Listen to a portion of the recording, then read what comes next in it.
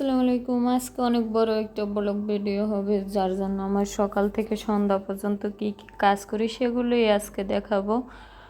এত ঘুম থেকে উঠে ব্রাশ করে ফ্রেশ হয়ে পরে একটু নাস্তা করে রেডি হয়ে কিছুক্ষণ পরে রান্না বান্নার জন্য গোছাই নিতে হয়, কারণ সবাই চলে যায়। আর বিকাল 4টা বেজে এসে কেউ দুপুরের ভাত রান্না করে খেতে ওরম ইচ্ছে থাকে না, জন্য সকালেই সব কিছু গুছিয়ে রান্না করে রেখে যেতে হয়।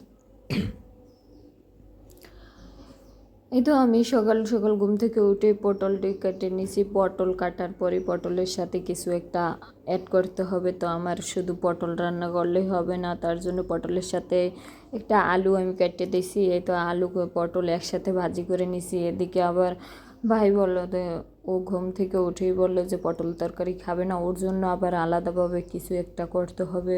এই তো পরে ওরে দোকানে পাঠালাম, দোকান থেকে ও ডিম এনে দিছে, সেই ডিম ওর জন্য আবার সিদ্ধ করে রান্না করা।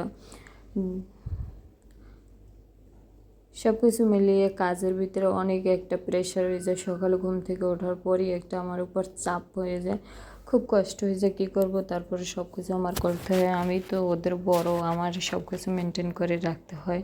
ওরা দুজন আমার ছোট থাকে, তার জন্য। আর ওদেরকে আমি তেমন বেশি কাজ করতো দিনে আমি থাকলে আমি আমার কাজ করে নিই, আমি রান্নাবান্নার কাজটা করে নিই, আর না দিয়ে বাকি কাজগুলো করে। আর ভাই তো ছেলে মানুষ, কী কাজ করবে, ওর মতো সকালে উঠে পড়তে বসে, আবার ওর কলেজে যেতে হয়। আমরা তো আর মেসে থাকি না, আমাদেরকে কেউ রান্না করে দেয় না, কোনো খালা। আমরা খালাও রাখি না, আমরা আমাদেরটা নিজেরটা নিজেরাই রান্না করে খাই। এজন্য আমাদেরকে সব কাজ করতে হয়, আর আমাদের সব কিছু গোছাই রাখতে হয়। নিজের কাজ নিজেরই করে সব কিছু মেনটেন করে পড়তে বসতে হয় বা খাইতে বসতে হয়। নিজেরা কাজ করে গুছাইয়ে রান্না করে রাখলে খেতে পারি, আর যদি রান্না না করি তাহলে তো আবার ওই বেলাটা খাওয়া হয় না আমাদের। আমার পটল রান্না হয়ে গেছে, এখন আবার ভাই বলতেছে যে ওর জন্য একটা কিছু করতে হবে। এই তো আমি ডিম দিয়ে পটল রান্না করছি, তার সাথে কিছু আলুও দিয়ে দিছি। তরকারিটা রান্নাটা অনেক সুন্দর হয়েছে, কিন্তু ওর পছন্দই হয় না পটল রান্না, ও পটল রান্না খেতে পারে না। ও ছোটোকাল থেকে অত বেশি শাকসবজি খেতে পারে না, ওর খাওয়ার অভ্যাসটা অত বেশি নেয়। আব্বু অনেক রাগ হইতো, আব্বু মা অনেক রাগ হইতো ওর প্লেটে তো সবজি দিতে, কিন্তু ওর ছোটোবেলা থেকে অত বেশি সবজি খায় না তো, আর ওর অত বেশি অভ্যস্ত না। ও একটু মাংস হলে ভাত খায়, মাছও তেমন বেশি খাইতে পারে না। মাছ আবার চিংড়ি মাছ লাগে, এসব মাছটা বেশি। তাই শহরের ব্যাপার তো, এসব মাছই খাওয়া হয়, অন্য মাছ তেমন বেশি কেনাও হয় না। আমরা অন্য মাছ তেমন বেশি খেতেও পারি না, শহরে কেমন মাছটা গন্ধ আসে, আমরা মাছগুলো খেতে পারি না। অনেক সময় দেখা যায় মাছ কিনে এনে রান্না করি, পরে খাইতে পারি না, ওগুলো ফালাই দেওয়া হয়। জন্য আমরা অত বেশি মাছ কেনাকাটা করি না। আর মাছের ঝামেলাটা তো আমাদের শুক্রবার ছাড়া আর করা যায় না, মাছ রান্নাটা কেউ তেমন বেশি সময় পায় না। সকালে উঠে সবাই ফ্রেশ হয়ে যায় আর 4টা বেজে আসে। সবাই তো ভার্সিটি থেকে 4টে বাজে ছুটি হয়, সে 4টা বাজে 2টা বাজে 3টে বাজে আসুক, পরে মাছের ঝামেলাটা কারো কাঁধে নিতে চায় না। এই তো আমরা যেটা শর্টকাটে খাওয়া যায়, যেমন একটা সবজি ভাজি করে খাওয়া যায়, বেগুন, শাক, ঢেঁড়স, ওই করলা, এবার ডিমটা আমার বেশি খাওয়া হয়। ডিম আমরা সবাই অনেক বেশি খাই।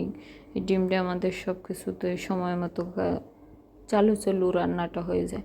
ডিম রান্না করতে আমাদের অত বেশি লেট হয় না, যার যতটুকু সময়ের মধ্যে পারে ডিম ভাজি করে বা একটু ডিমের ঝোল করবে, সিদ্ধ করে রান্না করে নিলে এই তো চটপট রান্নাটা হয়ে যায়। ওই ডিম দিয়ে পরে এই তো আমার ভাইয়ের জন্য একটা ডিম দিয়ে আলু দিয়ে রান্না করতে আসি। এটা আমার সকালেরই সেই কাজই। পটল তরকারি রান্নার পরই এই ভাইয়ের জন্য আমি ডিমটা রান্না করে নেব, ডিম আর আলু। তাও আবার আলুটা অত বেশি খায় না, তার সাথে আমি কিছু কাঁচামরিচও দিয়ে দিছি। তো ডিমটা আমি এরকম করে প্রথম তৈলের উপর ভাজি করে নিছি, তৈল ঝোলের উপর, পরে এরকম করে অ্যাড করে দিছি। এরকমভাবে রান্না করলে একদম সহজ হয়ে যায়, চালু আর ওরও সময় নেই। আমার রান্না করতে করতে মনে হয় মেবি 8টা বেজে গেছে, ওর আবার 10টা বেজে ক্লাস, ওর অনেক দূর যেতে হবে, প্রায় 1 ঘন্টা জার্নি করে যেতে হবে। এজন্য খুবই চালু করতেছি আমার রান্নাটা। ওর জন্য প্রায় রান্নাটা হয়ে গেছে। আর এদিকে ও ড্রেস পরে রেডি হয়েছে, ফ্রেশ হয়ে গেছে, এখন আর রান্নাটা হয়ে গেছে। এই তো সবাই মিলে এখন ভাতটা খেয়ে নেবো, ভাতটা খেয়ে যার যার মতো সে চলে যাবে। আমি প্লেটে নিয়েছি একটা বড় ডিম আর পটল তরকারি। পটল তরকারিটা অনেক সুন্দর হয়েছে, দারুণ লাগছে খেতে। আমার খুবই ভালো লাগে পটল তরকারি এভাবে রান্না করে খেতে, কিন্তু ওদের পছন্দই না একেবারে।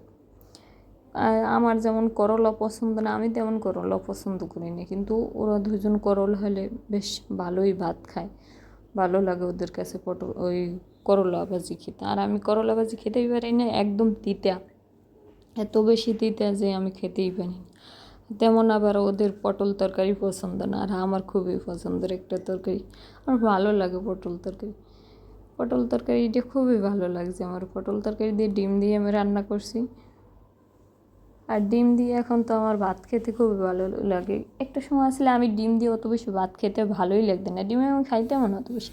এই এখন দেখি ডিম আমার খুবই একটা পছন্দের তরকারি গেছে। ডিম হইলে আমি ভাত খেয়ে নিতে, আর কিছু লাগবে না। এই তো আমার ভাতটা প্রায় খাওয়া শেষ।